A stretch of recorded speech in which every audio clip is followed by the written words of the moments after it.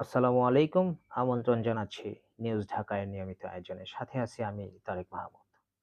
আপনারা যে যেখান থেকে আমাকে শুনতে পাচ্ছেন, আশা করি আপনারা সবাই ভালো আছেন, সুস্থ আছেন।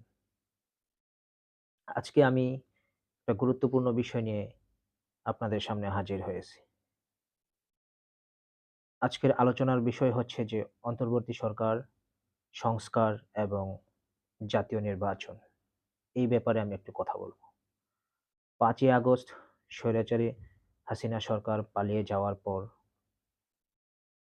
বর্তমান অন্তর্বর্তীকালীন সরকার প্রফেসর ডক্টর মোহাম্মদ ইউনূস উনি সরকার গঠন করেছেন।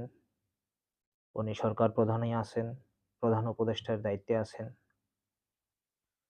সারা বাংলাদেশের সকল শ্রেণীর মানুষের ঐক্যমতে একটা আন্দোলনের মাধ্যমে, ছাত্র জনতার আন্দোলনের মাধ্যমে, গণ-অভ্যুত্থানের মাধ্যমে স্বৈরাচারী সরকারের পতনের পর এই সরকার প্রতিষ্ঠিত হয়েছে। সরকার প্রতিদিনই বলছে যে আগে সংস্কার পরে নির্বাচন। প্রধান বিরোধী দল বিএনপি সহ এবং অন্যান্য দলও নির্বাচন চাচ্ছে। নির্বাচনের একটা সুনির্দিষ্ট দিন তারিখ চাচ্ছে বা প্রয়োজনীয় কিছু সংস্কার করে নির্বাচন দেওয়ার জন্য, নির্বাচনের দিনক্ষণ ঠিক করার জন্য।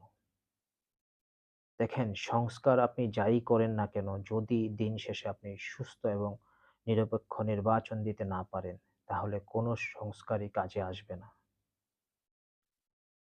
আপনি অল্প কিছু সংস্কার করে, যেমন নির্বাচন কমিশনকে অবাধ, নিরপেক্ষ, স্বাধীনভাবে সাজিয়ে পুলিশ প্রশাসন থেকে শুরু করে যারা ডিফেন্সের দায়িত্বে আছে বিভিন্ন বিভাগকে আপনি নিরপেক্ষভাবে সাজিয়ে, বাংলাদেশের বিচার ব্যবস্থাটাকে নিরপেক্ষভাবে সাজিয়ে আপনি নির্বাচন দিতে পারেন।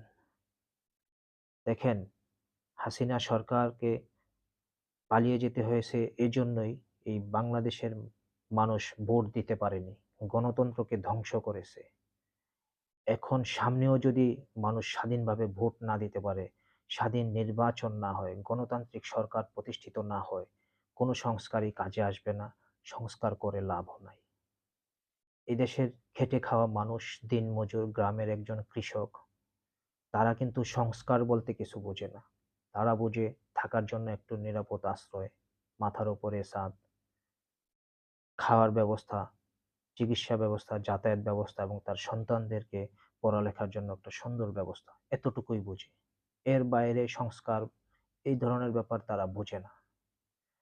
আমি জাতীয় নির্বাচনে এখন পর্যন্ত ভোট দিতে পারিনি। আমার মতো হাজার, হাজার তরুণ আছে, লক্ষ, লক্ষ তরুণ আছে বাংলাদেশে।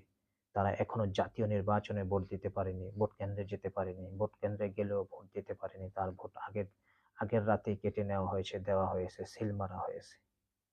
অন্তর্বর্তী সরকারকে আমি বিনীতভাবে অনুরোধ করছি, আপনি এই ৩ ব্যাপারে সংস্কার করে অতি দ্রুত, নিরপেক্ষ, নির্দলীয়ভাবে গণতান্ত্রিক একটা নির্বাচন দিয়ে, নিরপেক্ষভাবে একটা নির্বাচন দিয়ে গণতান্ত্রিক সরকারের হাতে আপনি ক্ষমতা হস্তান্তর করুন। আপনাকে সারা জীবন এই জাতি মনে রাখবে। এই বাংলার ইতিহাসেও আপনাকে মনে রাখবে। আপনার কাছে আমাদের চাওয়া, বাংলাদেশের সব রাজনৈতিক দল এবং সাধারণ মানুষ আপনাকে সমর্থন করে, আপনাকে ভালোবাসে।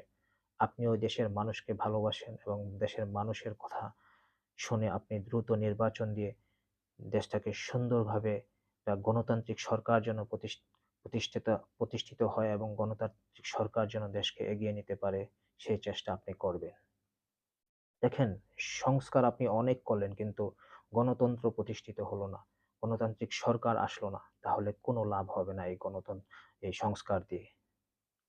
আপনি এই ৩ টা ব্যাপারে সংস্কার করে গণতান্ত্রিক সরকারের হাতে ক্ষমতা হস্তান্তর করুন। তারা ৪ বছর বা ৫ বছর যতদিন ক্ষমতায় থাকবে, ওই ক্ষমতা থাকা অবস্থায় তারা সংস্কার করতে বাধ্য। কেননা বাধ্য? হাসিনা সরকার প্রতিটা সেক্টরকে ধ্বংস করে দিয়েছে। নতুন সরকার আসলে দেশ পরিচালনা করতে হলে প্রতিটা সেক্টরকে সংস্কার করতে হবে। অর্থ পাচার, মানুষ হত্যা, গুম, খুন, যত ধরনের অন্যায় কাজ স্বৈরাচারী হাসিনা সরকার করেছে। তাই দেশ পরিচালনা করতে হলে নতুন সরকার তাদের উম তারা সংস্কার করেই নিবে। এটা আপনি না করলেও তারা করবে। দেশের ভালোর জন্য, কল্যাণের জন্য। এদেশের সাধারণ মানুষ অনেক দিন ধরে ভোট দিতে পারে না। প্রায় ১৫-১৬ বছরের উপরে হয়েছে জাতীয় নির্বাচনে তারা ভোট দিতে পারে না। তো এই ভোটের ব্যবস্থাটাকে আপনাকে ফিরিয়ে আনতে হবে।